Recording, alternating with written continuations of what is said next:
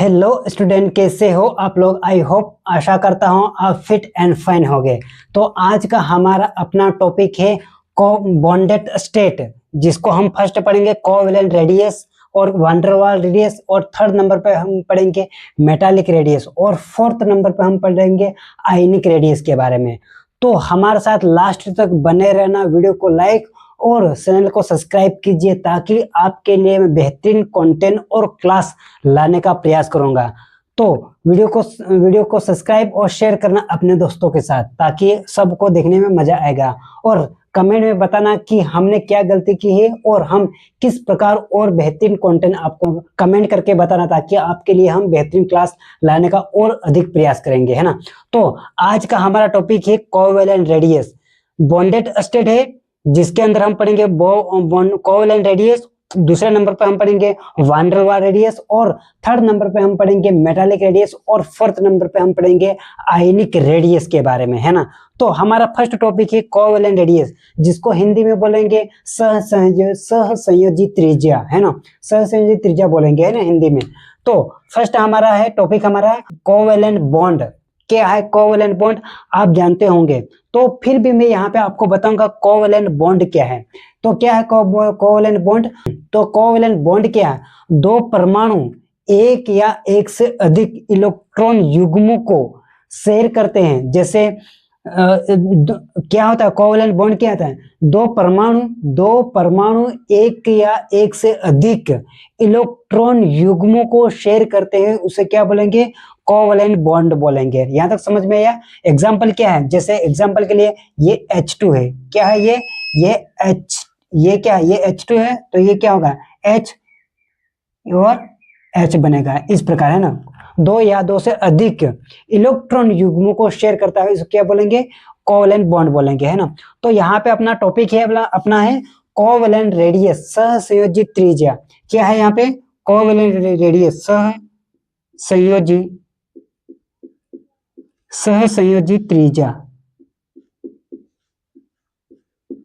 सहसंयोजी त्रिज्या, है ना। याद तक समझ में आया? तो सहसंयोजी त्रिज्या क्या है, उसकी डेफिनेशन क्या है, वो हम जानेंगे। ध्यान देना यहाँ पे, है ना। अब थोड़ा अपन बेसिक से एडवांस की तरफ जा रहे हैं, ना। तो ये क्या है यहाँ पे? कोवेलेंट रेडियस, जिसको हिंदी में बोलेंगे सहसंयोजी त्रिज्या। तो उसकी डेफिनेशन क्या है? किसी अणु में, क्या है? किसी अणु में दो परमाणु एकल सहसंयोजी बंध द्वारा बंधित परमाणु के मध्य अंतर नाभिकीय दूरी का आधा सहसंयोजी त्रिज्या कहलाती है। क्या कहलाती? सहसंयोजी त्रिज्या। कैसे है इसकी डेफिनेशन? क्या? किसी अणु में दो परमाणु एकल सहसंयोजी बंध द्वारा बंधित परमाणु के मध्य अंतर नाभिकीय दूरी का आधा क्या कहलाती है? कोवेलेंट रेडियस या सहसंयोजी त्रिज्या कहलाती है। यहाँ पे मैं लिख देता हूँ, इसके बाद आपको समझाता हूँ, है ना, कि क्या है यहाँ पे कि किसी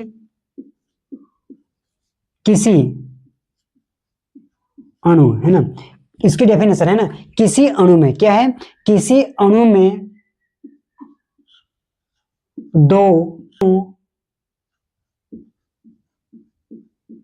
तो यहाँ पे मैंने कोवेलेंट रेडियस की डेफिनेशन लिखी है, जिसको हम पढ़ रहे थे, है ना। तो उसकी डेफिनेशन क्या है? कोवेलेंट रेडियस यानी कि सहसंयोजी त्रिज्या की परिभाषा क्या है? हिंदी में मैंने लिखी है यहाँ पे कि किसी अणु में दो परमाणु एकल सहसंयोजी बंध द्वारा बंधित परमाणुओं के मध्य अंतर नाभिकीय दूरी का आधा सहसंयोजी त्रिज्या कहलाती है। क्या कहलाती है? सहसंयोजी त्रिज्या, है ना।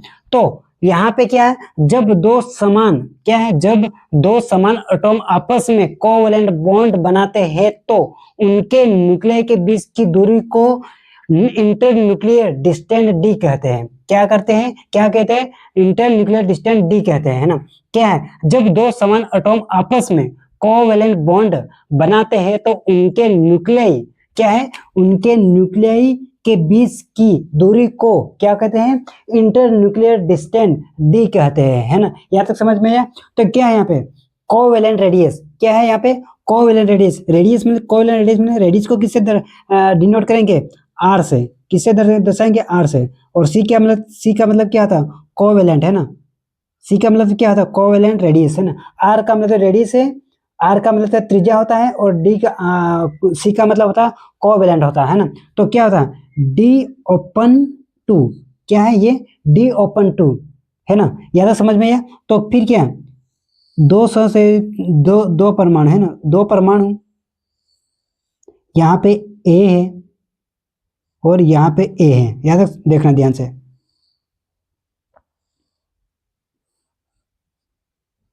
यहाँ तक समझ में आया। तो क्या है यहाँ पे डी डबल ए, ध्यान देना यहाँ पे है ना। अगर समझ में नहीं आए तो कमेंट करके बता सकते हो है ना। डी डबल ए क्या है, ये क्या आता है, डी का मतलब bond length, bond length, bond की दूरी है ना। तो यहाँ पे क्या बॉन्ड की दूरी, और ये क्या है डी का मतलब ये है डिस्टेंट हो गई उनके है ना, ये क्या है डिस्टेंट,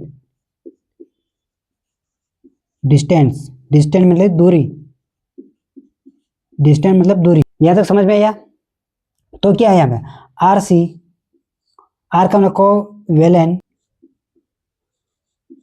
कोवेलेंट, डी डबल ए, दो परमाणु, डबल ए का मतलब दो परमाणु, यहाँ तक समझ में आया।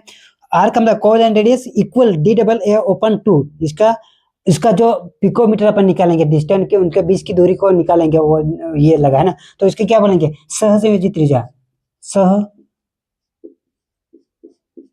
सहसंयोजी सहसंयोजित त्रिज्या, यह तो समझ में आया। तो क्या होगा यहाँ पे, तो यहाँ पे क्या होगा, तो यहाँ पे ये है दो परमाणु चिपक गए है ना,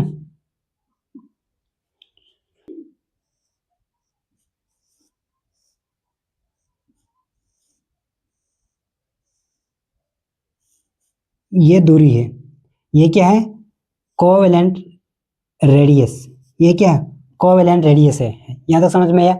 ये क्या है कोवेलेंट रेडियस, इसको क्या बोलेंगे और भी लुईस संरचना, क्या है ये लुईस संरचना, यहाँ तक समझ में आया। यहाँ तक समझ आया, ऑल क्लियर। तो आगे बढ़ते हैं। यहाँ पे अपन क्या पढ़े बॉन्डेड स्टेट, इसके पार्ट पढ़े अपन ने covalent radius, van der Waals radius, metallic radius, ionic radius. फिर इसके बाद कोवेलेंट बॉन्ड पढ़ा अपन ने, और कोवेलेंट बॉन्ड के बाद इसके एग्जांपल कोवेलेंट रेडियस पढ़ रहे अपन, उसकी डेफिनेशन पढ़ा। फिर इसके बाद फिर इंटरन्यूक्लियर डिस्टेंस दूरी कैसे किसको बोलते हैं वो पढ़ा अपन ने। R covalent radius R C equal D upon T है ना, डी ओपन टू, दो एटॉम है, D double A bond length है और डी का मतलब होता है डिस्टेंस उनके बीच की दूरी है ना। आर का मतलब कोवेलेंट रेडियस, डी डबल ए का दो परमाणु है ना, डी दूरी होगी और ए डबल दो परमाणु ओपन टू है ना, इसका भाग दिए तो दो आएगा, दो भाग देने पर है सहसंयोजित त्रिज्या। यहाँ तो समझ में आया। तो यहाँ पर क्या होगा वीडियो को लाइक और चैनल को सब्सक्राइब कीजिए ताकि आपके लिए मैं और बेहतरीन कंटेंट लाने का प्रयास करूंगा है ना। तो यहाँ पर क्या है, यहाँ पर ए का एटॉमिक रेडियस, ए का यहाँ पर ए का एटॉमिक रेडियस बराबर है, बराबर क्या है ए का यहाँ पर ए का एटॉमिक रेडियस क्या होता है बराबर होता है, क्या होता है बराबर होता है ना। यहाँ तक समझ में आया। तो एग्जाम्पल क्या है यहाँ पे उधर है ना। तो एग्जाम्पल मान लीजिए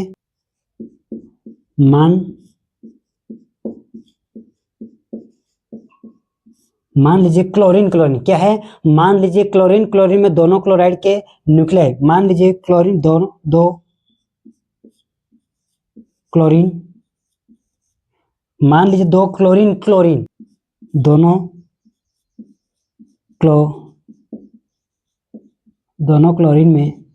दोनों क्लोरीन में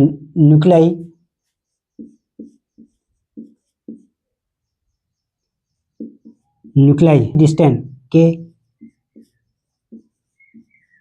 बीच न्यूक्लियाई दोनों, यहां पर एक एटॉमिक रेडियस बराबर होता है। और एग्जांपल क्या है, मान लीजिए दो क्लोरीन के दोनों क्लोरीन में न्यूक्लियाई के बीच की दूरी क्या है, बीच की दूरी बीच की दूरी कितनी होनी, तो दोनों दोनों की तो हम 198 है, 198 पिकोमीटर है ना, पिकोमीटर है ना। अगर पिकोमीटर है, ये नहीं समझ में आया पिकोमीटर किस प्रकार निकालते हैं, वो अपन ने पहले क्लास में पढ़ा था है ना। तो क्या था 198 पिकोमीटर मीटर, तो क्या है यहाँ पे, तो क्या होगा, तो उनके बीच तो के बीच की दूरी, के बीच की दूरी क्लोरीन इक्वल 198 ओपन टू, तो क्या हुआ, क्या आया 99 पिकोमीटर आया। कहाँ से आया, इसको भाग दे दिया है ना, ये इसका फॉर्मूला टाइप है ये 2, तो इसका 2 से भाग दिया दूरी निकालने के लिए। कितनी क्लोरीन की बीच की दूरी कितनी है, 199 पिकोमीटर। अर्थात क्या हुआ, क्लोरीन का कोवैलेंट रेडियस कितना है, अर्थात क्लोरीन का, यहां ध्यान देना, अर्थात क्लोरीन मतलब Cl का कोवैलेंट रेडियस,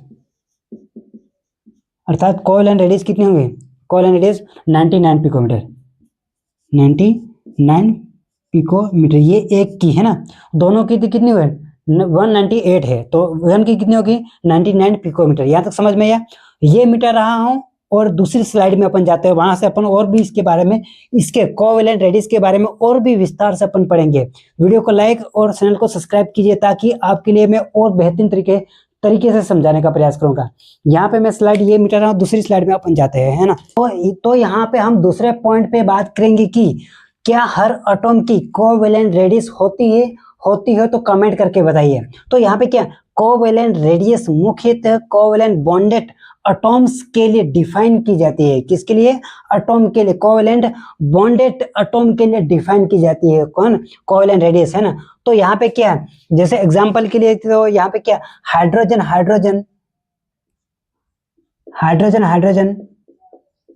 का कोवैलेंट रेडियस, यहाँ पे क्या क्लोरीन क्या है, क्लोरीन का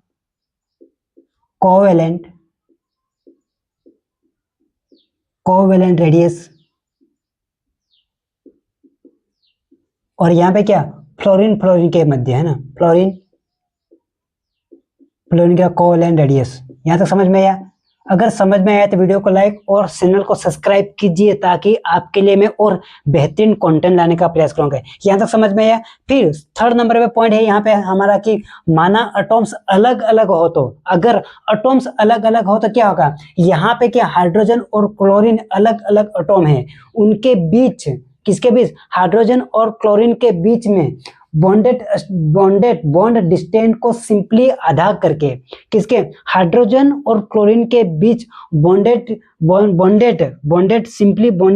डिस्टेंस को सिंपली आधा करके की निकाल नहीं सकते। क्या यहाँ पे क्या माना एटॉम्स अलग अलग हो, तो यहाँ हाइड्रोजन और क्लोरीन अलग अलग एटॉम है, तो उनके बीच बॉन्ड डिस्टेंस को सिंपली आधा करके बॉन्ड रेडियस नहीं निकाल सकते। जनरली क्या था, डी ए का मतलब एक सेकेंड एटॉम है, और यहाँ पे क्या डी बी का मतलब दूसरा एटॉम है ना, तो बराबर है R A plus R B, first atom और प्लस थर्ड दूसरा एटॉम है ना। अर्थात हाइड्रोजन और chlorine D H plus D C L, R H plus R C L, ये क्या हाइड्रोजन प्लस क्लोरीन है ना, सिंगल। यहाँ पे तीसरा पॉइंट, यहाँ तो समझ में आया। तो यहाँ पे तीसरा पॉइंट क्या, सिंगल बॉन्ड, डबल बॉन्ड और ट्रिपल बॉन्ड का इफेक्ट क्या पड़ा, किस पे, एटॉमिक रेडियस में डबल बॉन्ड, ट्रिपल बॉन्ड और सिंगल बॉन्ड, डबल बॉन्ड और ट्रिपल बॉन्ड का इफेक्ट क्या पड़ा, वो बताना है। ठीक है, एक ही एलिमेंट के लिए जनरली, किसके, एक ही एलिमेंट के लिए जनरली, उदाहरण के लिए कार्बन, क्योंकि जितना बॉन्ड ऑर्डर बढ़ेगा, जितना बॉन्ड ऑर्डर बढ़ेगा, एटॉम्स उतने ही स्ट्रांगली एक दूसरे को अट्रैक्ट करेंगे, क्या करेंगे, एक दूसरे को आकर्षित करेंगे है ना। क्या होगा, क्योंकि जितना बॉन्ड ऑर्डर बढ़ेगा, उतने एटॉम्स उतने ही स्ट्रांगली मतलब मजबूती से एक दूसरे को अट्रैक्ट करेंगे न्यूक्लियस के बीच डिस्टेंस। तो क्या है, बॉन्ड ऑर्डर जितना बढ़ेगा, बॉन्ड लेंथ उतनी गिरेगी, और कोवैलेंट रेडियस भी उतनी ही डिक्रीज होगी, है है ना। यहाँ तक समझ में आया? आई होप यहाँ तक समझ में आया तो वीडियो को लाइक और चैनल को सब्सक्राइब कीजिए ताकि आपके लिए मैं और बेहतरीन क्लास लाने का प्रयास करूंगा। यहाँ तक समझ में आया तो अपन आगे बढ़ते हैं दूसरी स्लाइड में, है ना। तो यहाँ पे हमारा अगला पॉइंट है, ध्यान से देखना। पीरियोडिक टेबल में कोवेलेंट रेडियस क्या है? पीरियोडिक टेबल, पीरियड में कोवेलेंट रेडियस का ट्रेड है। पीरियोडिक टेबल में लेफ्ट से राइट जाने पर जनरली कोवेलेंट रेडियस डिक्रीज होती है, मतलब घटती है ना। एग्जाम्पल के लिए क्या, लेफ्ट से राइट जाने पर, है ना। तो पॉइंट क्या है, point number first nuclear charge बढ़ता है, और दूसरे नंबर पे पॉइंट नंबर दूसरा, इलेक्ट्रॉन उसी प्रिंसिपल सेल में जुड़ती है। कहाँ पे? जहाँ पे न्यूक्लियर चार्ज बढ़ता है वहां पे, है ना। और दूसरे नंबर पे इफेक्टिव न्यूक्लियर चार्ज बढ़ता है। पॉइंट क्या है यहाँ पे? इफेक्टिव न्यूक्लियर चार्ज बढ़ता है। फोर्थ नंबर क्या है? न्यूक्लियर इलेक्ट्रॉन को ज्यादा स्ट्रॉन्गली अट्रैक्ट अपनी ओर अट्रैक्ट करता है। कौन? न्यूक्लियर चार्ज, न्यूक्लियस इलेक्ट्रॉन को, न्यूक्लियस क्या है? न्यूक्लियस जो रहता है इलेक्ट्रॉन को स्ट्रॉन्गली अपनी ओर आकर्षित या अट्रैक्ट करता है। पॉइंट नंबर 5, एटॉमिक साइज घटता है, मतलब डिक्रीज होता है। ग्रुप में क्या है? एटॉमिक रेडियस, ग्रुप में ट्रेंड, ऊपर से नीचे जाने पर कोवेलेंट रेडियस इंक्रीज करती है। ऊपर से नीचे जाने पर कोवेलेंट रेडियस इंक्रीज करती है ना, बढ़ती है। एग्जाम्पल के लिए क्या? एग्जाम्पल और कारण क्या? यहाँ पे न्यू सेल ऐड होती है, इसीलिए होता है। क्यों होती है? न्यू सेल ऐड होता है, इसलिए कोवेलेंट रेडियस इंक्रीज करती है ना। पॉइंट नंबर दूसरा क्या है? नंबर ऑफ सेल बढ़ता है। क्या होता है? नंबर ऑफ सेल बढ़ता है। Point number third, shielding effect बढ़ता है। Point number fourth, atomic size बढ़ती है, इसीलिए, है ना। तो यहाँ पे नोट क्या, पॉइंट क्या है यहाँ पे? पीरियोडिक टेबल में कोवेलेंट रेडियस क्या है? पीरियोडिक टेबल में कोवेलेंट रेडियस क्या होती है? पीरियड में तो क्या होती है? डिक्रीज होती है, घटती है। और ग्रुप में क्या होती है? कोवेलेंट रेडियस मतलब बढ़ती है। यहाँ तक समझ में आया? यहाँ तक समझ में आया तो वीडियो को लाइक और चैनल को सब्सक्राइब कीजिए ताकि आपके लिए मैं बेहतरीन कंटेंट लाने का प्रयास करूंगा। मिलते हैं नेक्स्ट टॉपिक में।